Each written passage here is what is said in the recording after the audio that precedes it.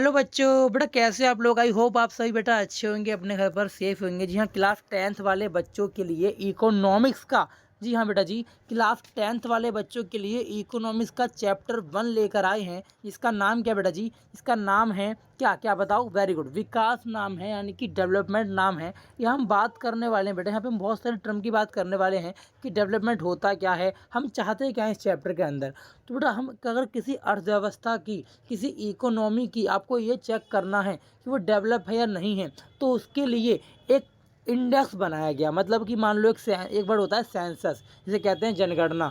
यानी कि कुछ चीज़ें हैं जो डिसाइड की जाती हैं, जिसके थ्रू पता चलता है कि आपके एरिया में कितने लोग पढ़े लिखे हैं, यानी कितने लोगों की हेल्थ अच्छी है, कितने लोगों का जो स्वास्थ्य है वो तो हेल्थ हो गया। इसके अलावा कितने लोग आपके एरिया में साक्षर हैं, मतलब कि पढ़े लिखे हैं। बात समझ में आ रही है। कितने लोग आपकी शिक्षा के मामले में अच्छे हैं, कितने लोग की साक्षर है मतलब पढ़े लिखे हैं, और कितने लोग मतलब उनकी पर कैपिटा इनकम कितनी है, मतलब वो कमा कितना रहे हैं।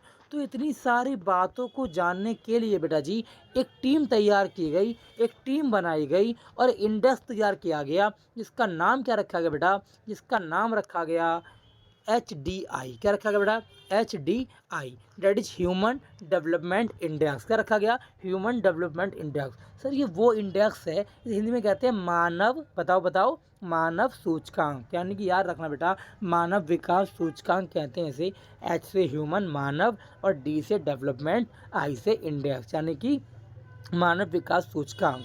जो आपको नॉर्मली क्या बताता है सर, ये आपको बताता है, ये आपको आंकड़े देता है। क्या देता है जी, ये आपको आंकड़े देता है। मतलब सर ये आपको ना शिक्षा के आंकड़े देगा, लोगों के स्वास्थ्य के बारे में बताएगा, और लोग प्रति व्यक्ति कितना कमा रहे हैं, मतलब कि एक सिंगल व्यक्ति की इनकम कितनी है, ये सारी जानकारी देता है। तो बेटा शॉर्ट में ख़त्म करते हैं। मैंने क्या बताने की कोशिश करी, मैंने कहा कि HDI आपको क्या बताएगा। मैंने कहा HDI आपको बताएगा शिक्षा के आंकड़े, लोगों को स्वास्थ्य के बारे में, और प्रति व्यक्ति आय कितना कमा रहे हैं लोग वो। इसके मापदंड की बात करूं बेटा, तो मापदंड के अंदर क्या क्या आएगा, लोगों की जीने की इच्छा क्या है, मतलब जीवन की प्रत्याशा क्या है, साक्षरता दर कितनी है, ऐसा कुछ आपको प्रॉपर रेट या डाटा बताया जाएगा। आगे मेरी बात समझ। इसके बाद सर अगर मैं राज्यों की तुलना करूं, अगर मैं HDI के हिसाब से राज्यों की तुलना करूं बेटा, तो राज्यों की तुलना के हिसाब से सर हमें 3 बातें बताई जाएंगी। जी हाँ, 3 बातें बेटा। एक बात का नाम है IMR, एक बात का नाम है IMR, एक बात का नाम है LR, और बेटा जी एक बात का नाम है NAR। क्या है बेटा जी, NAR। अरे सर ये क्या बोल दिया बेटा, IMR का मतलब है इन्फेंट मोर्टेलिटी रेट। क्या मतलब है, इन्फेंट मोर्टेलिटी रेट, मतलब कि शिशु मृत्यु दर, मतलब कि शिशु मृत्यु दर। सर जी LR का मतलब है लिटरेसी रेट, मतलब कि साक्षरता दर। और सर जी क्या क्या क्या NAR का मतलब क्या है, that is net attendance ratio, net attendance ratio, Hindi में निवल उपस्थिति अनुपात, यानी कि निवल उपस्थिति अनुपात किसे कहते हैं, इसे ही सर नेट अटेंडेंस रेशियो कहा गया। आगे मेरी बात समझ, ठीक है बेटा। इसके अलावा अगर मैं बात करूं, अभी तीनों का क्या मतलब है समझाऊंगा, जरा रुको, जरा सब्र करो। अरे रुको जरा, सबर करो।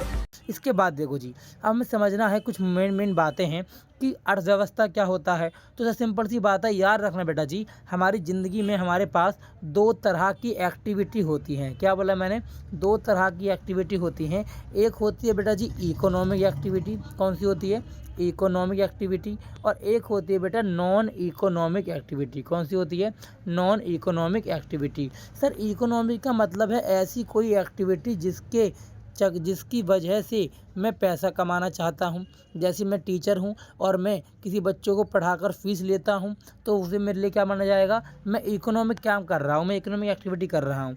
लेकिन सर अगर आप घर में अपने भाई बहनों को पढ़ा रहे हैं फ्री में, तो वो क्या है, तो वो सर आपके लिए नॉन इकोनॉमिक एक्टिविटी है।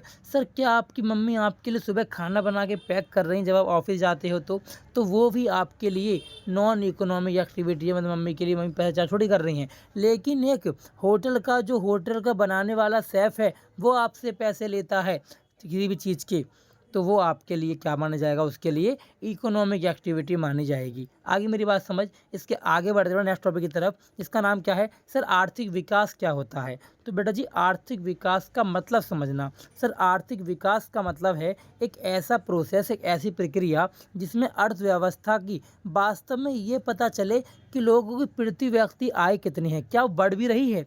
अगर वो लंबे समय में बढ़ती है तो उसे आर्थिक विकास कहा जाएगा। हाँ वाकई में विकास तो हो रहा है क्योंकि प्रति व्यक्ति आय बढ़ रही है। जो नेक्स्ट टॉपिक आता है सर, इसमें क्या बताया गया, आर्थिक नियोजन यानी उसका देश के साधनों का लाभ उठाकर देश के विकास को योजना के रूप से चलाना, उसे क्या बोलते हैं, आर्थिक नियोजन कहते हैं। सर इसके बाद अगर बात करें, अगर देशों के मध्य तुलना की जाए, देशों के मध्य तुलना की जाए तो आय सबसे महत्वपूर्ण चीज़ मानी गई है। सही बात है, क्योंकि देशों की तुलना करने के लिए हम लोगों की आय देख के बताते हैं, हाँ अमेरिका के लोगों की ना इनकम ज़्यादा है, मतलब अमेरिका ना अमीर है, लेकिन भारत तू ना गरीब है। क्यों? क्योंकि तुम्हारे पास तो पैसा ही नहीं है, तुम्हारे वहाँ तो बहुत ज़्यादा गरीबी है, ऐसा कुछ। आगे मेरी बात समझ। इसके अलावा सर जो 3 वर्ड हैं बेटा वो समझते हैं, लेकिन जो एक लाइन है ये वाली बेटा, इस लाइन से एग्जाम में MCQ बना है कई बार, क्या कि प्रत्येक देश के लिए जो औसत आय की गणना है वो अंतर्राष्ट्रीय मुद्रा डॉलर में की जाती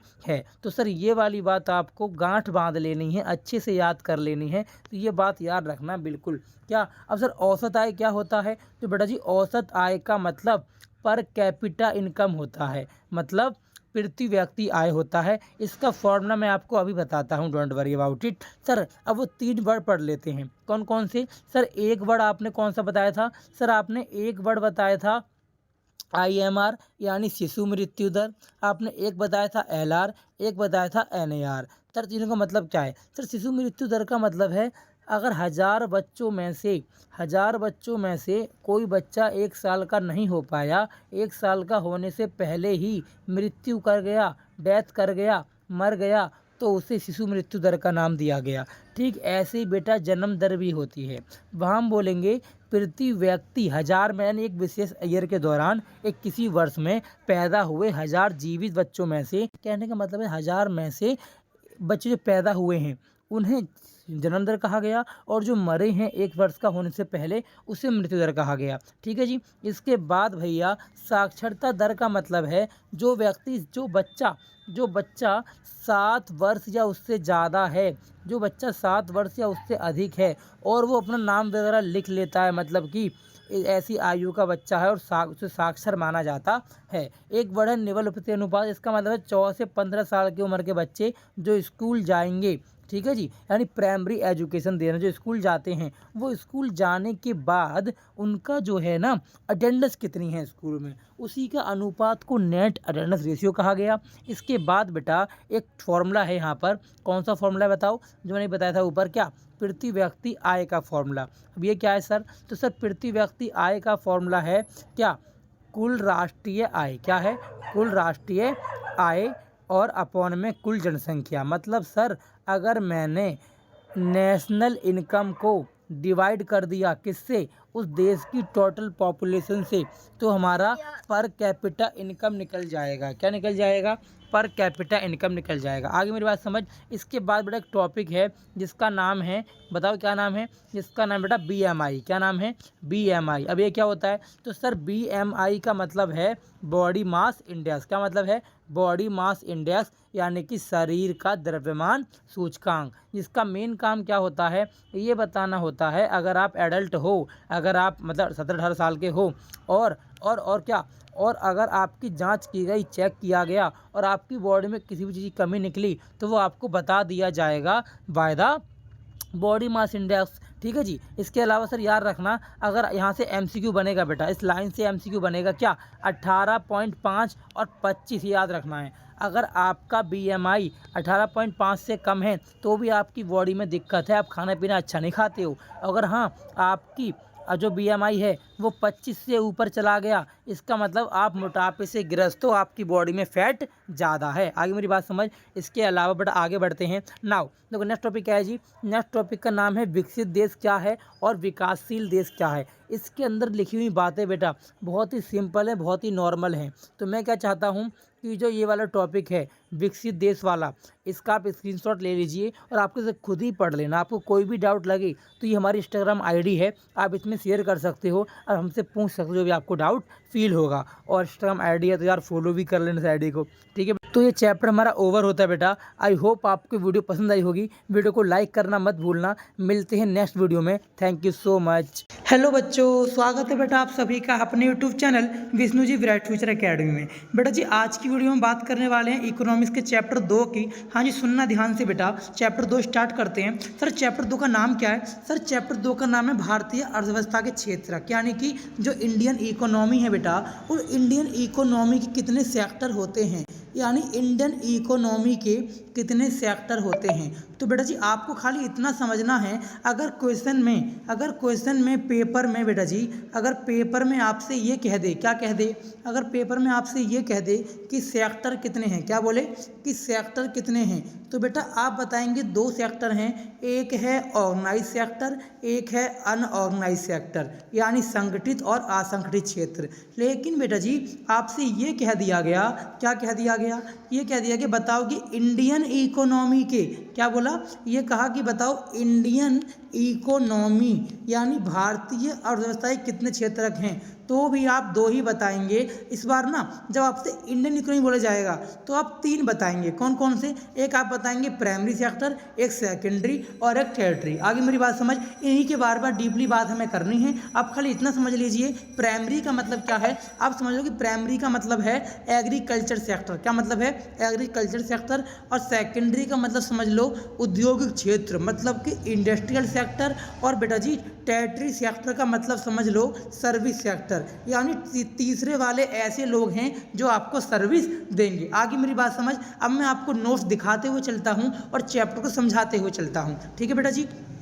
तो सर सबसे पहले ही जो हमारा एक्टिविटी होती हैं वो कितनी होती हैं, तो मैं आपको बताया सर, एक होती है इकोनॉमिक, एक होती है नॉन इकोनॉमिक। वही लाइन ऊपर लिखी हुई है, आर्थिक क्रियाकलाप का वही मतलब है, ठीक है बेटा। इसके बाद सर अगर भारतीय अर्थव्यवस्था की बात करें तो सर भारतीय अर्थव्यवस्था के अंदर हमारे पास टोटल 3 तरह के क्षेत्रक हैं। कितने बेटा? 3 तरह के क्षेत्रक हैं। कौन कौन से सर? सर एक का नाम है डेट इज प्राथमिक क्षेत्र, दूसरे का नाम है द्वितीयक और तीसरे का नाम है तृतीयक। बड़ा याद आपको खाली इतना रखना है हमारे प्यारे बच्चों को कि सर प्राइमरी का मतलब है जो मुझे कहाँ से मिले, सर जो मुझे प्राप्त हुए, कहाँ से? जो मुझे प्राप्त हुए पशुपालन कर कर, यानी कि एग्रीकल्चर का काम कर कर, खेती कर कर, उसे हमने क्या कहा? उसे हमने कहा क्या क्या प्राइमरी सेक्टर कहा। मतलब कि जैसे मान लो काव को मैंने पाला तो काव को पाल के मिल्क मिला। अब जो काव थी वो तो नेचुरल थिंग थी, यानी प्राकृतिक संसाधनों का उपयोग करके जो भी चीज़ मुझे प्राप्त हो रही है, चाहे वो कृषि हो, चाहे वो पशुपालन हो, चाहे वो मत्स्य पालन हो, वो सभी बेटा जी इसके एग्जाम्पल होते हैं। अगर सर आपसे कोई पूछ ले कि बता सेकेंडरी सेक्टर क्या है, क्या पूछ ले सेकेंडरी सेक्टर क्या है, तो आप बोलोगे कि सर सेकेंडरी सेक्टर का एक और नाम है फैक्ट्री। क्या नाम है? फैक्ट्री। मतलब भैया फैक्ट्री की बात कर रहा है। जी हाँ, देखो क्या लिखा है, कहता है कि वह क्षेत्रक जिसमें प्राथमिक क्षेत्र से वस्तु लाई जाती हैं और यहाँ पे मैन्युफैक्चरिंग करके उसे बढ़िया बनाया जाता है, उसे कहते हैं सेकेंडरी। जैसे कि आप गांव से पेड़ से लकड़ी तोड़ के लाए और लकड़ी तोड़ के आपने चेयर बना दी, फर्नीचर बना दिए, तो chair furniture banana is called, आपने सेकेंडरी वाला काम किया। आगे मेरी बात समझ। गन्ने से आपने चीनी बना दी, ठीक है जी, ये सेकेंडरी के अंदर आएगा। और भैया जी इतना कुछ बड़े बड़े काम करने के लिए मेरे पास तो पैसा ही नहीं था, पैसा लेने के लिए आपने थर्ड सेक्टर आपके पास आया और कहता है हम आपकी हेल्प करेंगे, बताओ क्या काम है। हमने कहा यार लोन दे दो ना। तो सर जो थर्ड सेक्टर है वो आपको लोन देने का काम करता है। जी हाँ, थर्ड सेक्टर आपको लोन देने का काम करता है। थर्ड सेक्टर आपको सामान को रखने के लिए आपको जगह भी देता है और उस जगह को बोला जाता है वेयर हाउस। क्या बोलते हैं? वेयर हाउस कहते हैं, यानी कि भंडारण गृह कहते हैं, एक स्टोर रूम की तरह होता है। और सर वो आपको लोन भी दे रहा है, वेयर हाउस भी दे रहा है। अगर आपके पास पैसा नहीं है तो वो आपके सामान को बिकवाएगा भी, और आपके सामान को बिकवाने के लिए वो क्या करेगा? आपके लिए प्रचार करेगा, विज्ञापन करेगा, एडवर्टीजमेंट करेगा। आ रही मेरी बात समझ? सर इतनी सारी बातें हमारा ये चैप्टर जो लास्ट वर्ड सेक्टर है इतना कुछ हमारे लिए करता है। इसीलिए ये आपको लोन देगा नहीं, बैंक वाली सुविधा देगा। इसीलिए मैं आपको क्या कहा, मैंने कहा बेटा जी एग्जाम में आपके अगर टेरिटरी सेक्टर के बारे में छप गया तो कुछ मत लिखना, खाली इतना लिख देना। कितना? एक मैं आपको शॉर्टकट ट्रिक दे के जा रहा हूँ ना, ट्रिक में आप लिखना बिटवा। VITWA। सर जो मैंने आपको स्पेलिंग लिखवाई है ये कहीं ना कहीं हमारी ट्रिक का पार्ट बनेगा। जी हाँ, अगर टेरिटरी सेक्टर के बारे में एग्जाम में पूछा गया, सर्विस सेक्टर सेवा क्षेत्र के बारे में पूछा गया, आप बोलेंगे बी मतलब बैंकिंग यानी लोन वाली सुविधा देगा। आप बोलेंगे आई मतलब आपकी वस्तु का बीमा कराएगा। टी मतलब ट्रांसपोर्ट, आपके सामान को एक जगह से दूसरी जगह लेके जाएगा। डब्ल्यू मतलब वेयर हाउस। ए मतलब विज्ञापन प्रचार। आगे मेरी बात समझ, ये था primary secondary Tartary sector. Now बेटा जी आगे बढ़ते हैं। सर आगे बता रहा है जीडीपी क्या होता है, क्या बता रहा था जीडीपी क्या होता है। तो सर सुनना ध्यान से कि जीडीपी का मतलब क्या है। भैया जीडीपी का मतलब है, देखो जीडीपी की डेफिनेशन में अगर आपने ये लिख दिया, क्या लिख दिया, आपको मेनली बेटा जीडीपी की डेफिनेशन में स्पेशली 3 वर्ड यूज करने हैं। कौन कौन से, अगर आपने जीडीपी की ये लिख दिया विशेष वर्ष, क्या लिख दिया विशेष वर्ष, और आपने ये लिख दिया अंतिम वस्तु, क्या लिख दिया अंतिम वस्तु, और आपने लिख दिया कुल उत्पादन, क्या लिख दिया कुल उत्पादन। तो ये 3 वर्ड अगर आपकी डेफिनेशन में दिख गए तो आपको नंबर मिल जाएंगे। आ रही मेरी बात समझ। यार रखना जीडीपी का मतलब केवल इतना सा है कि एक विशेष वर्ष के दौरान आपके पास 3 सेक्टर हैं, प्राइमरी सेकेंडरी टर्टरी। इन तीनों क्षेत्र को जोड़कर जो आपको मिला, क्या मिला, अरे सर आपने जो अंतिम वस्तुएं थी उसको जो आपने बनाया है, बनाने के बाद उसको कितनी आपकी कमाई हुई, कितनी आपकी अर्निंग हुई, उससे आप क्या करोगे, कितना प्रोडक्शन करोगे, कितना उत्पादन करोगे, उसे आपको जीडीपी कहा गया, सकल घरेलू उत्पाद कहा गया। तो यार हाँ बेटा जी जीडीपी सकल घरेलू उत्पाद, ग्रॉस डोमेस्टिक प्रोडक्ट। ठीक है जी। सर आगे बढ़ते हैं। आगे देखो भाई फॉर्मूला लिखा जो मैंने समझाया था, कौन सा फॉर्मूला सर, वही वाला primary secondary plus tertiary is equal to GDP. आगे मेरी बात समझ। बड़े यहाँ पे एक कॉन्सेप्ट है कि दोहरी गणना की समस्या कब होती है। दोहरी गणना का मतलब ये है कि कच्चे माल का जो रेट होता है उसमें जो अंतिम वस्तु कच्चे माल से बनाई जाती है, मतलब जो रॉ मटेरियल से जब फाइनल गुड्स या फिनिश गुड्स बनाई जाती है तो फिनिश गुड्स के अंदर ऑलरेडी जो कच्चा माल का प्राइस होता है, कीमत होती है, वो जुड़ी हुई होती है। बस इस लाइन का मतलब कि इतना सा है बेटा। आगे बड़ी बात समझ। इसके बाद सर आपको एक ना ये बता रखा है कि हमारे देश में कितना हिस्सा जीडीपी का रहा है और कौन से एरिया का रहा है। तो याद रखना, आपको पता होना चाहिए कि लास्ट टाइम जनगणना जो सेंसस है वो 2011 में हुआ था। इसीलिए आपकी बुकों में डाटा है, जो आपकी बुकों में डाटा है वो कब का है, वो सर 2011-12 और 1971-72 का है। आप इसे देख लेना कि 1971-72 में क्या लिखा हो। नॉर्मल खाली इतनी बातें बताई हुई हैं कि प्राइमरी सेकेंडरी टर्टरी इन तीनों क्षेत्रों में कौन से ईयर में जीडीपी का ज़्यादा हिस्सा रहा था। ठीक है, ये तो हो गया जीडीपी का हिस्सा। अब आगे बता रखा है आपको रोजगार का हिस्सा। किसका हिस्सा, रोजगार का हिस्सा। अब सर रोजगार के हिस्से में क्या बताया गया, भाई एसीएम ईयर दे दिए और वही तीनों सेक्टर दे दिए, और तीसरा बताना चाह रहा है कि कौन सा मतलब हमारे रोजगार ज़्यादा बेटर था, तो 11-12 में या पुराने ज़माने में ज़्यादा बेटर था। आगे मेरी बात समझ। इसके बाद सर चैप्टर 2 के अंदर जो काम की बातें हैं वो क्या है वो समझ। एक स्कीम का नाम क्या था, स्कीम का नाम था डेट इज मनरेगा। क्या नाम था बेटा, मनरेगा। जी हाँ, ये चीज़ें आपने बेटा क्लास 9th में पढ़ी होंगी।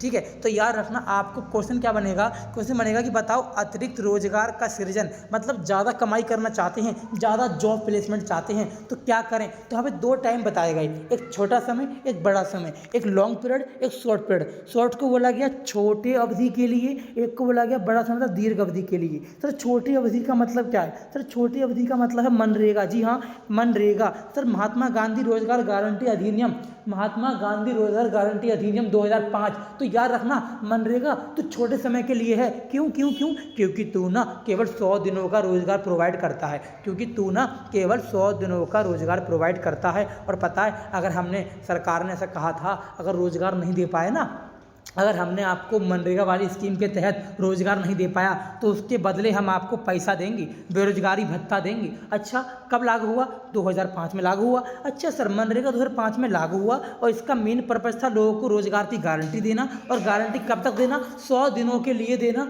और 100 दिनों के लिए देने का अर्थ है छोटे समय के लिए 365 दिन होते हैं, खाली 100 दिनों के लिए दे रहे हैं, यानी कि छोटा समय हो गया। आगे मेरी बात समझ। सर इसके अलावा देखो जो अपने गाँव के, और हाँ इन्होंने ये भी खास बात कही थी कि हम ना आपको जो गारंटी देंगे अपने गांव के आसपास ही देंगे। और हाँ इसमें महिलाओं के लिए फिक्स है क्या कि सर महिलाओं को 1/3 हम रोजगार देंगे। मतलब कि अगर हमारे पास 99 टोटल जनसंख्या मान लो रहती है तो इसका 1/3 33 महिलाएं फिक्स हैं और बाकी 66 हम पुरुषों को रोजगार देंगे। अगर पुरुष 67 हो गए हम कुछ नहीं कर सकते, हमें पहले महिलाओं को देनी है। आगे मेरी बात समझ, ये सारी बातें आपको याद रखनी है। और सर बड़े समय के लिए क्या होगा? भैया बड़े समय के लिए बहुत बड़ी बात नहीं है। जैसे हम कृषि की सुविधा में सुधार कर देंगे, हम कृषि की सुधार कर देंगे, सस्ती दरों पर लोन दे देंगे, लोन यानी खेती बाड़ी करने के लिए हम जो है उद्योग खोल देंगे आपके शहरों में। जो भी मतलब जो ग्रामीण इलाके हैं उनके अलावा, एक होता है ग्रामीण, एक होता है शहरी, एक होता है दोनों मिक्स, यानी फिर आधा ग्रामीण आधा शहरी। हम ऐसे इलाकों में क्या करेंगे? ऐसे इलाकों में उद्योग स्थापित कर देंगे, ठीक है जी। और फिर विद्यालय कॉलेज खुलवा देंगे, ठीक है जी, विद्यालय कॉलेज खुलवा देंगे। और स्वास्थ्य की सुविधाएं, हॉस्पिटल खुलवा देंगे ताकि आप स्वस्थ रहें। तो ये सारी चीज़ें आपके तो ये सारी चीज़ें आती हैं इस टॉपिक के अंदर कि हम रोजगार का सृजन कैसे कर सकते हैं। आई होप आपको वीडियो अच्छी लग रही होगी, आप वीडियो को लाइक कर देंगे। अगर चैनल पर नए हो तो प्लीज़ सब्सक्राइब करना मत भूलना बेटा। तो सर आगे बढ़ते हैं लास्ट टॉपिक की तरफ, इसका नाम क्या है? सार्वजनिक क्षेत्र और क्या है बेटा? बताओ निजी क्षेत्र। जी हाँ, जो ये है इसे कहते हैं प्राइवेट। क्या कहते हैं? प्राइवेट। इसे कहते हैं पब्लिक। जो आपको पता ही है कि पब्लिक एरियो पर जो पब्लिक प्लेस हैं, जो सरकारी वाले इलाके हैं, वो मेरे नियंत्रण में नहीं है, उसका नियंत्रण सरकार पर है। और जो निजी, जो मेरे खुद की ज़मीन है, वो मेरा, उसमें मेरा स्वामित्व है, यानी कि मेरा ओनरशिप है, ठीक है सर। यहाँ पर जो है सार्वजनिक वाला वहाँ रोजगार की सुरक्षा होती है, यहाँ सुरक्षा नहीं होती। ये जो है निजी वाले वो ज़्यादा लाभ कमाना चाहते हैं। हमारी सरकार बहुत कम लाभ पे हमारे लिए सेवा प्रदान कर रही है, हमारे लिए काम सेवा दे रही है, मतलब सभी सेवाएं जो हैं सरकार कराती है सार्वजनिक के अंदर। यहाँ पे ऐसा नहीं होता, यहाँ पे खुद ही काम करना पड़ता है। काम करो तो कमाओगे। इसके अलावा बेटा जी एग्जाम्पल याद रख लेना। कौन से एग्जाम्पल सर? एक एग्जाम्पल है टिस्को। क्या है जी? एक एग्जाम्पल है टिस्को, एक एग्जाम्पल है टिस्को, एक है टिस्को और एक कौन सा है? एक है टिस्को और एक है भारतीय रेलवे।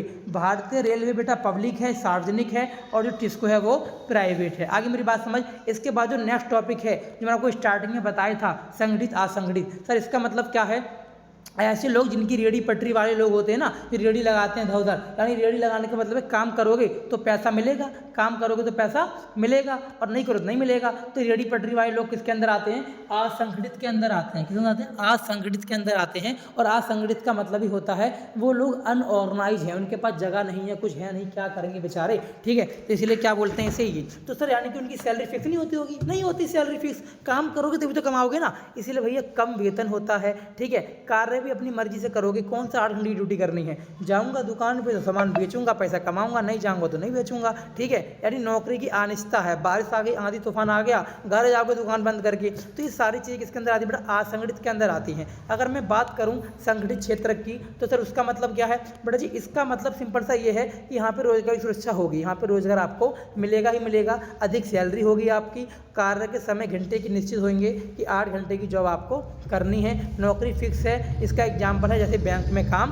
करना। आई होप बेटा आपको समझ आ रहा होगा। नाउ यहाँ पे कुछ क्वेश्चन आपको दिखाए तो बेटा मैं क्वेश्चन क्या क्या देख लो ध्यान से। यहाँ पे सर जो क्वेश्चन है वो आप एमसीक्यू तो हैं ही, आप सभी के पास सपोर्ट मेडल होगा बेटा। अगर आपके पास सहायक सामग्री है तो उसके पीछे बहुत सारे क्वेश्चन आंसर हैं, आप उसको अच्छे से पढ़ लेना, क्योंकि वहाँ के क्वेश्चन एग्जाम में कई बार रिपीट हो रखे हैं। तो प्लीज़ ये गलती मत करना बेटा, वो एग्जाम जो वहाँ पर रिपीट हुए हैं वो अच्छे से कर लेना, ठीक है। और यहाँ पर देखो बहुत सारे क्वेश्चन आपको दिखा रहा हूँ स्क्रीन पर, आप इसका स्क्रीनशॉट ले लेते हैं, ठीक है, और इसको सॉल्व कर सकते हैं। आपको इनके आंसर किसी के बुक में ही मिल जाएंगे, ठीक है जी बेटा। तो ये था आपका चैप्टर नंबर 2। आई होप आपको वीडियो अच्छी लगी होगी, आपको समझ आया होगा।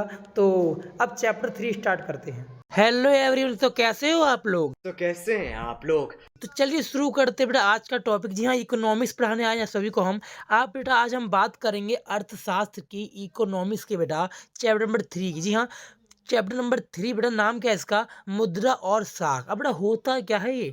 सर मुद्रा को मनी कहते हैं अंग्रेजी में। क्या बोलते हैं अंग्रेजी में? मनी। और बेटा जी क्रेडिट को कहते हैं अंग्रेजी में साख। अरे मेरा मतलब क्रेडिट को साख बोलते हैं हिंदी में, अंग्रेजी में क्रेडिट। बेटा जी जब बड़ी क्लास में आएंगे आप, जब हमारे बच्चे 10th के बाद 12th में आएंगे तो सेम चैप्टर पढ़ेंगे। इसीलिए कह रहा हूँ बेटा पढ़ाई वेस्ट नहीं जाती। 12th क्लास में सेम चैप्टर है, उसका नाम है मनी एंड बैंकिंग, और यहाँ पे नाम क्या है? Money and credit. यहाँ पे नाम क्या बेटा? यहाँ पे नाम है मनी एंड क्रेडिट। अब बात करते हैं सर कि मनी की आखिर ज़रूरत क्यों है? क्यों मनी को लाया गया? सर जो मुद्रा जो है, जो मनी है, इस मनी को लाया क्यों गया? एक ज़माना था जिस ज़माने में, जी हाँ, जिस ज़माने में बेटा बार्टर सिस्टम फ़ॉलो हुआ करता था।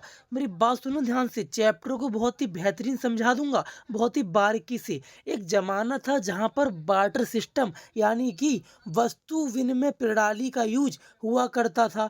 अब सर क्वेश्चन ये आता है कि हमें मुद्रा की आवश्यकता क्यों है? जो कि करेंसी है, उस करेंसी की आवश्यकता क्यों है? सर बार्टर सिस्टम वस्तु विनिमय प्रणाली का मतलब होता है वस्तु से वस्तु का ही लेन-देन। मतलब अगर मेरे को आज जूता चाहिए, मतलब पहनने के लिए पैरों में जूते चाहिए, और आपको गेहूँ की नीड है, तो अगर आपके पास गेहूँ होंगे और मेरे पास जूते होंगे, तो मैं आपको जूते दूँगा और आप मुझे गेहूँ दोगे। भाई साहब आपको ऐसा व्यक्ति ढूँढना पड़ेगा जिसको गेहूँ की ज़रूरत हो। और मुझे जूते की ज़रूरत है तो मैं जूता चाहिए मेरे को। कहने का मतलब ये है कि गेहूँ और जूतों को लेन-देन के लिए यहाँ हमारे पास मीडियम ऑफ एक्सचेंज नहीं था। एक मैंने वर्ड बोला ना खतरनाक सा, मीडियम ऑफ एक्सचेंज। ये जो वर्ड है ना बेटा, यही आपकी डेफिनेशन का पार्ट बनेगा। 1 नंबर आपको दे के चला जाएगा। तो याद रखना, विनिमय का माध्यम मतलब मुद्रा वह है जो विनिमय के माध्यम का कार्य करती है। अच्छा। मतलब मुद्रा मतलब कोई भी ऐसी चीज़ जो लेन-देन करने के लिए हेल्प कर दे। जी हाँ, मैं यही तो कहना चाहता हूँ। कितनी जल्दी समझ गए आप। चलो आगे बढ़ते हैं। तो सर याद रखना, वस्तु विनिमय प्रणाली का मतलब है वस्तु का वस्तु से लेन-देन क्या कहलाता है? वस्तु विनिमय प्रणाली कहलाता है। अब भैया आप ये कहना चाहते हो कि वस्तु विनिमय प्रणाली मतलब बार्टर सिस्टम को ईज़ी बनाने के लिए, इसको सॉल्व करने के लिए, इसकी समस्याओं को सॉल्व करने के लिए मुद्रा का आविष्कार किया गया। जी हाँ। और यही टॉपिक था जहाँ मैं आपको ये बताना चाह रहा था कि आखिर मुद्रा को लाने की आवश्यकता क्यों थी? आई मेरी बात समझ? तो चलिए बेटा बात करते हैं नेक्स्ट टॉपिक की तरफ। सबसे पहले हमने क्या पढ़ा कि वस्तु विनिमय क्या होता है? क्या पढ़ा? हमने पढ़ा कि वस्तु विनिमय क्या होता है? तो सर हमने पढ़ा कि वस्तु के बदले वस्तु का ही लेन-देन वस्तु विनिमय प्रणाली कहलाता है। इसके बाद एक टॉपिक है आपके चैप्टर में जिसका नाम क्या है? आवश्यकताओं का दोहरा सहयोग। जी हाँ, डबल कोइंसिडेंस। ठीक है। आवश्यकताओं का दोहरा संयोग का मतलब है कि मैं जो चीज़ बेचना चाहता हूँ, सामने वाला व्यक्ति वो चीज़ खरीदना भी तो चाहता हो। अगर ऐसा है, इसका मतलब इसे कहते हैं आवश्यकताओं का दोहरा सहयोग। आगे मेरी बात समझ। फिर हमने पढ़ा कि सर मुद्रा को लाने की आवश्यकता क्यों है और मुद्रा होती क्या है? तो मैंने कहा बेटा जी दोहरा संयोग यानी कि जो आवश्यकताओं का दोहरा संयोग था, इसकी कठिनाइयों को दूर करने के लिए, मतलब वस्तु विनिमय प्रणाली की समस्याओं को दूर करने के लिए मुद्रा का आविष्कार किया गया। इसके बाद सर अगर एग्जाम में आपसे ये पूछ ले कि बताओ मुद्रा के आधुनिक रूप कौन कौन से हैं, मतलब modern form of the currency, मतलब करेंसी की जो मॉडर्न फॉर्म है वो क्या क्या हो सकती हैं। तो सर याद रखना, जो करेंसी की मॉडर्न फॉर्म है वो क्या क्या हो सकती हैं सर? वो हो सकती हैं, एक तो नोट। जी हाँ, आपने सुना होगा। क्या बेटा? नोट। जो आप नोट होता है 100 का नोट, 500 का नोट, सिक्के, ठीक है, check, debit card, credit card, UPI, mobile, net banking, यानी सर जितनी भी ये सुविधा हम आज की डेट में देखते हुए आ रहे हैं, पेटीएम, फ़ोन पे, ये सारी बातें, तो प्लीज़ बेटा आपसे एग्ज़ाम में पूछा जाए तो गलती से भी पेटीएम, फ़ोन पे, गूगल पे ये सब मत लिख देना। ये सब यूपीआई वर्ड के अंदर ऑलरेडी कवर हो गया। आगे मेरी बात समझ। सर बात करते हैं कि हम जो बैंक होती हैं, उन बैंक का कार्य क्या होता है, बैंकों का काम क्या होता है। पहले आपको नॉर्मली समझा दूँ क्लास 10th के अकॉर्डिंग। क्या समझा दूँ बेटा? मैं आपको क्लास 10th के अकॉर्डिंग बताना चाहता हूँ कि सर हमारे पास जो है, जो बैंक है, ये आप मान के चलो फिलहाल 2 टाइप की होती हैं बेटा। एक होती है सेंट्रल बैंक। कौन सी होती है? एक होती है सेंट्रल बैंक, और सर एक होती है कमर्शियल बैंक। कौन सी होती है बेटा? एक होती है commercial bank. Sir central bank का मतलब होता है हिंदी में केंद्रीय बैंक। जी हाँ, केंद्रीय बैंक। बैंकों का बैंक है, बैंकों का बैंक, बापों का बाप, बैंकों का बैंक है, अपेक्स बैंक है, अपेक्स इंस्टीट्यूशन है। अच्छा सर ये सब क्यों बता रहे हो? अरे बेटा पूछ सकता है एग्जाम में कि बताओ बैंकों का बैंक किसे कहा जाता है? तो बैंकों का बैंक मेरे बेटे सेंट्रल बैंक को कहा जाता है, और सेंट्रल बैंक का नाम है आरबीआई। क्या नाम है बेटा? आरबीआई। जी हाँ, जो हर नोट पे लिखा होता है क्या लिखा होता है? आरबीआई मतलब reserve bank of India, Hindi में भारतीय रिजर्व बैंक। यानी सर भारतीय रिजर्व बैंक सेंट्रल बैंक है, केंद्रीय बैंक है। इसको बैंकों का बैंक भी कहते हैं, इसको अपेक्स बैंक भी कहते हैं, यानी अपेक्स इंस्टीट्यूशन। हिंदी इंग्लिश के लिए सेम वर्ड यूज करते हैं वो। आ रही मेरी बात समझ? अब सर एक होती है कमर्शियल बैंक। जी हाँ, एक कौन सी होती है बेटा? एक होती है बेटा कमर्शियल बैंक। अब सर हमें ये सीखना है कि कमर्शियल बैंक कौन सी है। बेटा कमर्शियल बैंक का मतलब है, हिंदी में इसे कहते हैं वाणिज्यिक बैंक। यानी आपके आसपास जो भी आप बैंकें हैं वो सभी कमर्शियल बैंक के अंदर आती हैं। चाहे आपके घर के पास पीएनबी हो, यानी कि पंजाब नेशनल बैंक हो, चाहे आपके घर के पास बीओबी यानी बैंक ऑफ बड़ौदा हो, या फिर आपके घर के पास नॉर्मल इलाहाबाद बैंक हो या इंडियन बैंक हो, तो ये सभी बैंक इज कॉल्ड, बोलो बोलो, वेरी गुड। अरे वाह, आपको तो याद भी हो रहा है साथ साथ। इसी को कहते हैं क्या? वाणिज्यिक बैंक या फिर कमर्शियल बैंक। नाउ आगे बढ़ते हैं बेटा कि जो बैंकें हैं इन बैंकों का काम क्या है, बैंकों की फंक्शन क्या है। कभी कभी एग्जाम में पूछा जाता है कि फंक्शन ऑफ द बैंक, कि बैंक के क्या फंक्शन हैं। तो मेरी बात सुनना ध्यान से बेटा, बैंक के क्या काम है। ठीक है, आपको स्क्रीन पर दिख भी रहा होगा क्या लिखा हुआ है, यही पॉइंट को आपको समझाना है। सुनना बेटा ध्यान से। सर पहला पॉइंट है, बैंक का पहला काम है, जैसे ही आपके पास पैसा ज़्यादा है तो जाओ ना जमा करा के आ जाओ बैंक में। अरे भैया आपके पैसे जमा करती है, जी हाँ, अतिरिक्त जमा स्वीकार करती है बैंक, कैश डिपॉजिट करती है बैंक। ओके। और सर जब आपको ज़रूरत पड़ गई पैसों की तो बैंक आपको लोन भी प्रोवाइड करती है। उसी लोन को उधार कहा जाता है और उसी को साख कहा जाता है। आगे बात समझ? लोन एंड लायबिलिटी, उधारी, साख। आगे बात समझ? सर इसके बाद थर्ड क्या है? और सुनो ना, जो आपने पैसा जमा किया था बैंक में, जो आपने बैंक में बेटा पैसा जमा किया था, उसको नाम पर उसको ब्याज भी आपको दे रही है। जी हाँ, बैंक का तीसरा काम क्या है बेटा? बैंक का तीसरा काम है बेटा, जो आपने कैश डिपॉजिट बैंक में किया था, उस बैंक को जो डिपॉजिट अमाउंट है उस पे इंटरेस्ट देगी। क्या देगी बेटा जी? उस वाले अमाउंट पर इंटरेस्ट देगी, ब्याज देगी। अच्छा सर मैं तीन काम तो समझ गया। आपने कहा मेरा पैसा जमा कर लेगी, आपने कहा ज़रूरत पड़ने मुझे लोन दे देगी, और आपने कहा क्या क्या? हमने कहा कि जो भी हमने जमा करे हैं पैसे उस पर इंटरेस्ट दे देगी, ब्याज दे देगी। इसके बाद जो लास्ट काम समझ लो इसका, ये वर्ड है डीडी। क्या क्या बेटा जी? Very good, DD. Sir DD का मतलब होता है, क्या होता है बताओ? वेरी गुड, डिमांड ड्राफ्ट, यानी कि मांग जमाएं। सर मांग जमाओ का मतलब है जब मुझे मोटे अमाउंट की ज़रूरत है, यानी जब मुझे ज़्यादा पैसा बैंक से निकालना है, तो डीडी के थ्रू, जी हाँ, मांग जमाए के थ्रू हम बैंक के खातों में से, जो खाता धारक होता है, जो अकाउंट होल्डर होता है, जिसका अकाउंट होता है, वो अकाउंट वाला बंदा अपनी एक डीडी भर के, यानी डिमांड ड्राफ्ट का फॉर्म भर के मोटा अमाउंट निकाल सकता है। लाखों की बात कर रहा है। आगे मेरी बात समझ? इसके बाद बेटा बात करते हैं आरबीआई के कामों की। जी हाँ, जो हमने अभी पढ़े वो नॉर्मल थे, जो हमने अभी पढ़े वो कमर्शियल बैंक के कार्य थे।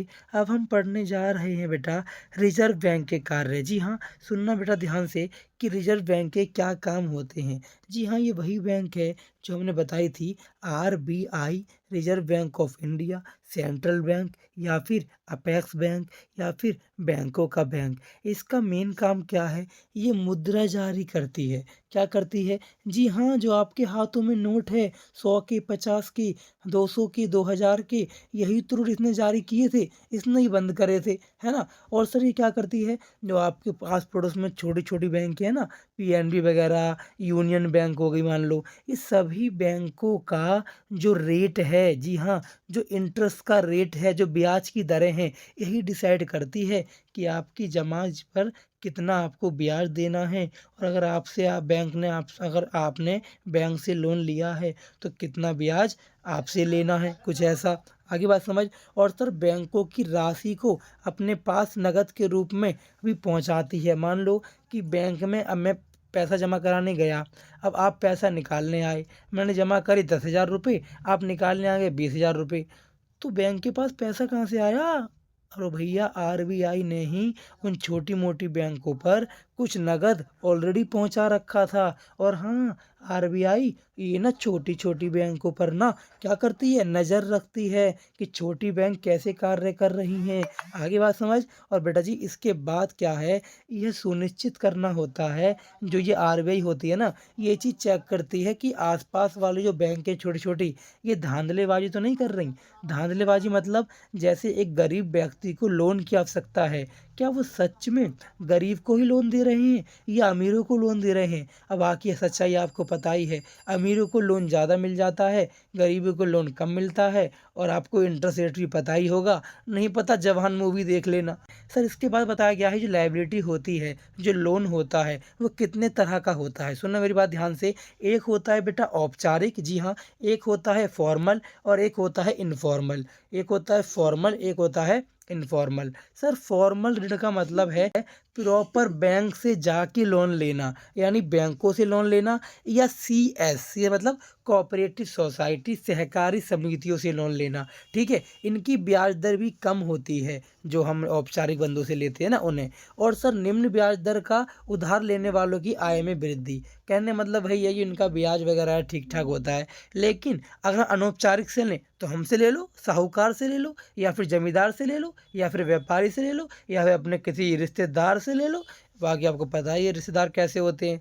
अब सर बात करते हैं अनिश्चित की और अधिक ब्याज की। इसका मतलब है कि जो आस पड़ोस के बंदों से लोन लोगे ना तो वो आपको ज़्यादा ब्याज पे देंगे, वो आपको ज़्यादा ब्याज पर देंगे, आपसे ब्याज ज़्यादा चार्ज करेंगे, है ना। और उनकी जो है अनिश्चित रहते हैं, मतलब कि नियमित नहीं होता, अधिक लोन लेते हैं। यही सारी बातें इसके अंदर बताई गई हैं। और अपनों से लोगे तो जाल में फंस जाओगे। उसी जाल का नाम क्या बोला गया, ऋण जाल कहा गया। क्या कहा गया, ऋण जाल कहा गया। आ रही मेरी बात समझ। अब सर इसके बाद इस चैप्टर में क्या टॉपिक है वो देख लेते हैं। इसके बाद 2-3 टॉपिक और हैं। अगर आप लोन लेंगे तो लोन लेने की शर्तें क्या हैं, तो शर्तें वही हैं कि आपके पास प्रॉपर डॉक्यूमेंट होने चाहिए। ठीक है, फिर क्या बताया गया है कि ऋण की शर्तें क्या हैं। तो ऋण की शर्तों में 2-4 बातें बताई गई, सुनना ध्यान से, आप इसको पॉइंट बनाकर लिख सकते हो एग्जाम में। पहली बात क्या बताई गई कि ब्याज की दरें क्या हैं। फिर बताया कि समर्थन यानी कि जो ऋणाधार है, जो लोन लेने जा रहा है बंदा, उसके बारे में आवश्यक दस्तावेज चाहिए, कुछ डॉक्यूमेंट चाहिए, भुगतान की प्रक्रिया क्या होगी, EMI क्या होगी, कैसे मैं पे करूँगा। सिंपल सी बात है यार, लोन लेने जा रहे हो तो ये बात तो पता होनी चाहिए ना आपको कि मुझसे कितना ब्याज एक्स्ट्रा लिया जाएगा, क्या क्या डॉक्यूमेंट लगेंगे, जब मैं पैसा पे करूँगा तो भुगतान के रूप में क्या मैं कि मेरी किस्त बनेगी, कितनी EMI बनेगी, कितनी इंस्टॉलमेंट बनेगी। आ रही मेरी बात समझ। ये सारी बातें यहाँ पर बता होनी चाहिए। इसे कहते हैं ऋण की शर्तें, यानी क्या क्या कंडीशन है लोन लेने के लिए। इसके बाद बेटा याद रखना, हमारे चैप्टर के अकॉर्डिंग जो ऋण के प्रकार हैं वो नॉर्मली 3 बताए गए हैं। एक एजुकेशन लोन, एक होम लोन, एक एजुकेशन लोन, एक होम लोन, और एक नॉर्मल गाड़ी वाड़ी लेने का लोन। यानी गाड़ी वालों को बोला गया कार ऋण, शिक्षा वालों को बोला गया एजुकेशन लोन, और आवास वाला बोला गया होम लोन। आगे बात समझ। इसके बाद यार ऋण की आवश्यकता क्यों है। अरे भाई अगर मान लो आप किसान हो, अगर आप किसान हो तो किसान हो तो क्या लोगे आप खेती बाड़ी के लिए बीज वगैरह लोगे। तो वही कहना चाह रहा है कि मान लो आपको बीज के लिए पैसों की ज़रूरत है, आपको खाद के लिए पैसों की ज़रूरत है, तो वो सभी चीज़ें ही ऋण की आवश्यकताओं को पूरा करती हैं। आ रही मेरी बात समझ। यानी सर ये सभी मकान लेना है आपको, या फिर व्यापार करना है, या फिर पढ़ाई करनी है, तो उन सभी के लिए भी आपको पैसों की ज़रूरत होगी। ठीक है जी। इसके बाद बेटा इस चैप्टर के अंदर एक लास्ट टॉपिक आता है जिसका नाम है SHG। क्या नाम बोला मैंने कहा SHG। सुनना मेरी बात ध्यान से बेटा, SHG क्या है। अब सर SHG का मतलब है सेल्फ हेल्प ग्रुप। क्या मतलब है, सेल्फ हेल्प ग्रुप। हिंदी में बोलते हैं स्वयं सहायता समूह। वेरी गुड, स्वयं सहायता समूह। सर ये स्वयं सहायता समूह कुछ भी नहीं है, ये 15 से 20 लोगों की एक टीम है। क्या बोला मैंने, ये 15 से 20 लोगों की एक टीम है, एक समूह है, जो क्या कर रहे हैं, जो गांव के लोगों को, जी हाँ, जो गांव में रहने वाले लोग हैं, जो ग्रामीण क्षेत्र में लोग रहते हैं, उनको कुछ सहायता प्रदान कर रहे हैं। तभी उनका नाम क्या रखा गया, स्वयं सहायता समूह। यानी 15 से 20 लोग इकट्ठे हुए और वो लोग इकट्ठे होकर गरीबों की हेल्प कर रहे हैं, उन्हें वक्त आने पर उन्हें कर्ज दे रहे हैं, लोन दे रहे हैं, और उनसे ब्याज भी कम ले रहे हैं। ये वो लोग हैं। आ रही मेरी बात समझ। यानी कि सर अपने आप की खुद की हेल्प करने के लिए एक टीम तैयार की गई, और इस टीम ने एक दूसरे में ग्रामीण इलाकों में हेल्प की। आगे मेरी बात समझ। तो सर इतनी सारी बातें हमने इस चैप्टर में पढ़ी, ये आपका पूरा चैप्टर नंबर 3 था। कुछ यहाँ पर क्वेश्चन है बेटा प्रश्नावली के, आप इन क्वेश्चन का स्क्रीनशॉट ले लीजिए और इन स्क्रीनशॉट लेके इनके आंसर को अपनी बुक से सर्च करिए, एनसीईआरटी से ढूंढिए, गूगल से ढूंढिए, कहीं से भी ढूंढिए, लेकिन प्लीज़ इन क्वेश्चन को एक बार सॉल्व आप कर लेना। एग्जाम में लोन वाला टॉपिक, ऋण के प्रकार वाला टॉपिक बहुत बार आया हुआ है इस चैप्टर से। मुद्रा की ज़रूरत क्यों है, ये आया हुआ है। 1-2 मार्क्स में वस्तु विनिमय प्रणाली क्या होता है, दोहरा सहयोग जो है आवश्यकताओं का, वो क्या होता है, ये सारी चीज़ें आ रखी हैं। ठीक है जी, तो मिलते हैं बेटा नेक्स्ट वीडियो में। आई होप आपको समझ आया होगा। आज हमने चैप्टर 3 कवर कर लिया है। चैप्टर नंबर 4 कराएंगे जिसका नाम क्या होगा, वैश्वीकरण और भारतीय अर्थव्यवस्था। हेलो बच्चों, स्वागत है बेटा आप सभी का। हम बात करने वाले हैं आज इकोनॉमिक्स के चैप्टर 4 की। जी हाँ बेटा, इकोनॉमिक्स का चैप्टर नंबर 4 पढ़ने वाले हैं जिसका नाम क्या है, आपको पता है बेटा नाम क्या है इसका, वैश्वीकरण और भारतीय अर्थव्यवस्था। जी, तो आप एक वर्ड को समझ लो पहले। सर कौन सा वर्ड? एक वर्ड है बेटा जो शायद आपने पहले कभी सुना हो, लेकिन इसे साइंस मत समझना। एलपीजी, क्या बोला मैंने? एलपीजी। सर जो एलपीजी वर्ड है इसका मतलब वो नहीं है साइंस वाला। यहाँ पर एल का मतलब बेटा लिबरलाइजेशन, यानी कि उदारीकरण। उदारीकरण। सर यहाँ पे पी का मतलब है बेटा प्राइवेटाइजेशन, यानी कि वेरी गुड, बताओ, अरे निजीकरण, अरे वाह, पता है आपको। जी का मतलब है ग्लोबलाइजेशन। क्या नाम है? ग्लोबलाइजेशन। सर एल मतलब उदारीकरण, सर पी मतलब प्राइवेट यानी कि निजीकरण, और जी मतलब ग्लोबलाइजेशन। यानी भैया वो ये बताना चाहते हैं, इन तीनों वर्ड का मतलब समझ लो। सर एल का मतलब है उधार। अरे भाई साहब, आपके लिए यहाँ का बंदा बाहर किसी भी देश से फ्रीली सामान को मंगा सकता है कि जब आपको व्यापार करना है, व्यापार करने के लिए आप एक देश से दूसरे देश से भी, बाहर से भी सामान मंगाने के लिए मंगा सकते हैं। कोई भी किसी भी प्रकार का प्रतिबंध नहीं है, सभी प्रतिबंध हटा दिए गए हैं। उसी को उदारीकरण यानी कि लिबरलाइजेशन कहा जाता है, उदारीकरण कहा जाता है। इसके बाद है प्राइवेट। इसका मतलब निजीकरण कर देना किसी भी चीज़ का, यही व्यापार की बात हो रही है। और एक जो हमारा मेन टॉपिक है, हमारे चैप्टर का टॉपिक है जिसका नाम है वैश्वीकरण। बेटा आपके एग्जाम में इस चैप्टर से केस स्टडी आती है। क्या आती है जी? केस स्टडी आती है, यानी कि जो होता है ना, बहुत सारी लाइनें लिखी होती हैं, आपको छांट छांट के लिखना होता है, कुछ ऐसी बातें होती हैं। लेकिन असल में चैप्टर में पढ़ाने वाला हूँ, यही आंसर आपके काम आने वाले हैं। सुनना ध्यान से बेटा, ठीक है। इतनी बात बताने के बाद मैंने आपको क्या बताने की कोशिश करी, अब मैं आपको बताना चाहता हूँ बेटा एक वर्ड जिसका नाम है ना बेटा जी, MNC, मल्टीनेशनल कंपनी, बेटा बहुराष्ट्रीय कंपनी। क्या बोलते हैं? बहुराष्ट्रीय कंपनी। अब सर बहुराष्ट्रीय कंपनी का मतलब यही है, जो कंपनी एक से ज़्यादा देशों में, जो कंपनी एक से अधिक देशों में चीज़ों को बना रही है, मतलब उत्पादन कर रही है, और उत्पादन के साथ साथ उसका मालिकाना हक भी उसी का है, यानी कि स्वामित्व भी उसी का है, नियंत्रण भी वो कर रही है, इसे ही बहुराष्ट्रीय कंपनी कहा गया, मतलब कि MNC कहा गया।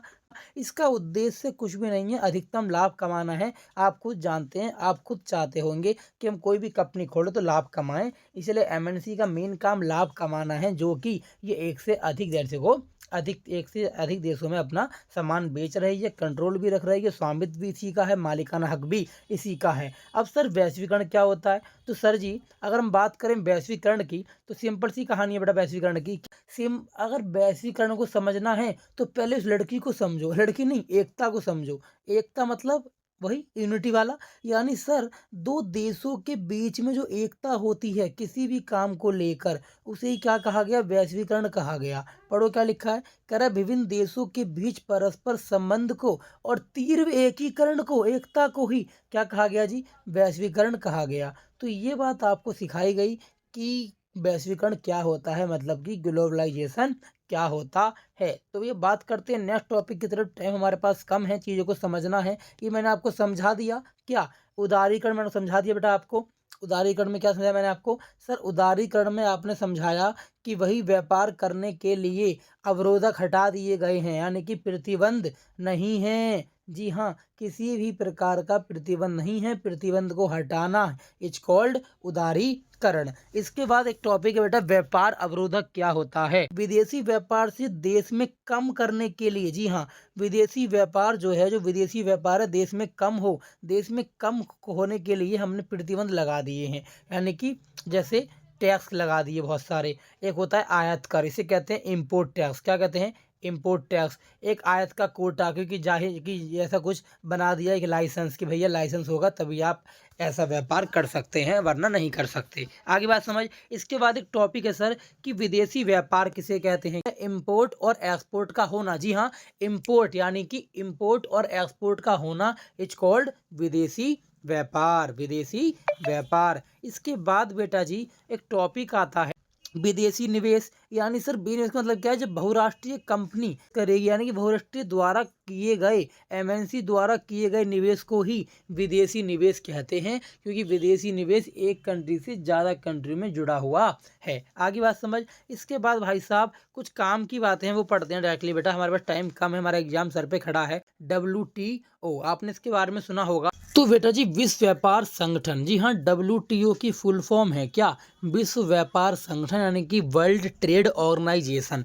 अब देखो इसके अंदर हुआ क्या सर, WTO ने क्या किया, लोगों को मोटिवेट करने की कोशिश की LPG लगा के, मतलब लीवर लेकर के कि भैया आप प्रतिबंध हटा रहे हैं, आओ व्यापार करो। मतलब यहाँ का बंदा, भारत का बंदा बाहर से व्यापार करना शुरू हो जाएगा। तो WTO एक संगठन है जो ये काम करता है। क्या कह रहा है? ऐसा संगठन जिसका उद्देश्य अंतर्राष्ट्रीय व्यापार का उदार करना, उदार बनाना मतलब कि एल की बात कर रहा है, और मुक्त व्यापार को प्रोत्साहित करना।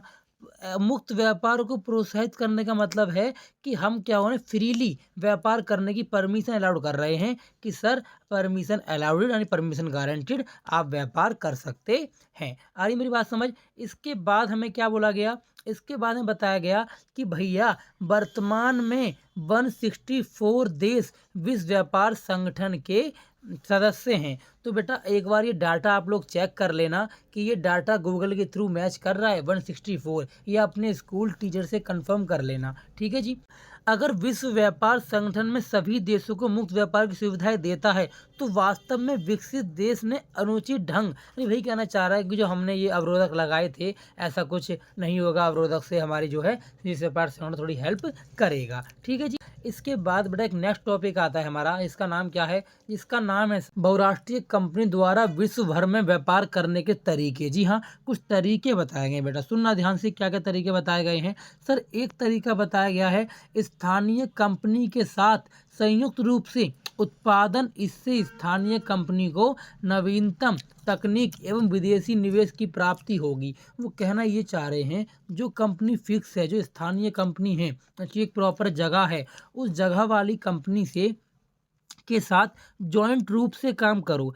जॉइंट रूप से काम करो। अगर आप किसी कंपनी के साथ जॉइंट रूप से काम करेंगे तो वो सोचो वो थोड़ा आइडिया आपको देगी, थोड़ा आइडिया आप दोगे। इस नई नई आइडिया से नई नई टेक्नोलॉजी, नवीनतम तकनीक का विकास होगा। स्थानीय कंपनी को खरीद कर उत्पादन का विस्तार करो, मतलब जो कंपनी फिक्स थी उससे बातचीत कर कर अब जो आप चीज़ें बना रहे हो उसको बढ़ाओ, उसका विस्तार करो। और सुनो सुनो, बहुराष्ट्रीय कंपनियां छोटे छोटे उत्पादों को ऑर्डर देती हैं जी, उत्पादों को ऑर्डर देती हैं, वस्त्र खरीदना ना, खेल के सामान खरीदना, ये सारी बातें।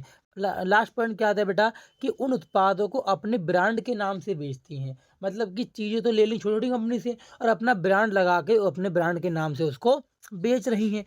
वैश्वीकरण को संभव करने वाले कौन कौन से कारक हैं, ये हमारा नेक्स्ट टॉपिक है कि कैसे, मतलब ये चैप्टर कब तक ज़िंदगी में बना रहेगा, मतलब जो वैश्वीकरण है वो कब तक, ऐसे कौन कौन से फैक्टर होंगे जो उसको मतलब बनाए रखेंगे। तो सर पहली बात कि MNC कंपनी द्वारा विदेशी व्यापार करते रहो और विदेशी निवेश करते रहो, हमारा वैश्वीकरण बना रहेगा। अच्छा सर समझ गया। और बेटा जो परिवहन है यानी जो संचार माध्यम है, जो गाड़ियां हैं, लंबी लंबी दूरियों से माल आ रहा है, ठीक है, उन सभी से बातचीत रखो ताकि ये चीज़ बनी रहे। क्योंकि सिंपल सी बात है, जब इतना सारा माल आएगा इधर उधर एक जगह से दूसरी जगह जाएगा, कहने की ट्रांसपोर्ट चाहिए, इसीलिए बात कहना चाह रहे हैं कि यहाँ पे वैश्वीकरण लगेगा। और हाँ IT सेक्टर बेटा, IT सेक्टर, IT मतलब क्या? सूचना प्रौद्योगिकी यानी कि इंफॉर्मेशन टेक्नोलॉजी। इसको अपने आसपास एक दूसरे के संपर्क में लाओ, पूरे में फैला दो ताकि लोगों को पता चल जाए। इसके बड़ा फोर्थ पॉइंट क्या है, आवागमन विधि जो फोर्थ पॉइंट ही बताना चाह रहा है कि इससे क्या होगा, इससे ये सब होगा कि आय का स्तर बढ़ेगा, रोजगार बढ़ेगा, शिक्षा की तलाश मिलेगी। ये सारी बातें कहना चाह रहा है। ये वैश्वीकरण जो है एक देश को दूसरे देश के जोड़ने का माध्यम बनता है, यानी कि आपस में दूसरे देश से प्यार मोहब्बत करता है। सिंपल सी बात तो ये है। इसके बाद लास्ट टॉपिक क्या आता है, वैश्वीकरण के क्या लाभ हैं जी। लाभ और सुन लो बेटा, लाभ सुनने के बाद चैप्टर को एंड करते हैं और वीडियो को लाइक करना मत भूलना यार। सुनो ध्यान से कि सर वैश्वीकरण के लाभ क्या हैं। सर उपभोक्ताओं को कम कीमत पर अधिक गुणवत्ता वस्तुओं की उपलब्धता। मतलब सर इसका मतलब सिंपल सा ये है कि वैश्वीकरण से कहीं ना कहीं चीज़ें सस्ती होने लगी हैं और जो उपभोक्ता हैं, जो आप जैसे लोग यूज कर रहे हैं अपने पर्सनल यूज के लिए, उनको गुणवत्तापूर्ण बढ़िया क्वालिटी का खाना टाइम पर मिल रहा है, चीज़ें टाइम पर मिल रही हैं। ठीक है जी। इसके बाद कहता है कि इससे क्या होगा, लोगों के रहने का स्तर, जीवन का स्तर, इसका भी फायदा है, इसका भी लाभ है। फिर कह रहा है सेलफोन हो गई, मोटर गाड़ी, जंक फूड, इलेक्ट्रॉनिक आइटम, ये सब धीरे धीरे शहरी क्षेत्र में लोगों को आ रहे हैं, जिससे कि रोजगार के अवसर पैदा हो रहे हैं। भारतीय कंपनियां जो हैं बहुराष्ट्रीय कंपनियों के नाम पे उभर के आ रही हैं, जैसे टाटा मोटर्स हो गई, इन्फोसिस हो गई, ये 2 कंपनियां हो गई। ऐसे द लास्ट पॉइंट इज शीर्ष भारतीय कंपनियों द्वारा नवीनतम प्रौद्योगिकी में निवेश, यानी कि जो कंपनियां भारतीय हैं वो बाहर की कंपनियों में निवेश कर रही हैं, वहाँ की टेक्नोलॉजी को देखकर अपनी कंपनी में ला रही हैं। इन सब चीज़ों का विकास हो रहा है, यानी सर कहीं ना कहीं ग्लोबलाइजेशन का, वैश्वीकरण का फायदा है। तो बेटा ये थी पूरे चैप्टर की वीडियो। आई होप आपको वीडियो पसंद आई होगी। वीडियो को लाइक करना मत भूलना और अगर चैनल पर नए हो तो प्लीज़ सब्सक्राइब कर दो यार, दोस्तों को पहुंचा दो, बता दो किस वाले चैनल पर 10th क्लास की एसएसटी पढ़ाई जा रही है। आपको चैप्टर 3 चैप्टर 4 दोनों मिल चुके हैं। ठीक है जी, तो मिल देंगे नेक्स्ट वीडियो में। जब तक के लिए थैंक यू। अब तुम लोग गलती से अगर नए हो तो सब्सक्राइब करो, वो जो लाल वाला बटन है उस पर अपने जीजा जी फेंक के मारो या फूफा जी, मुझे नहीं पता, बस क्लिक हो जाना चाहिए। अब मैं भी जा रहा हूं।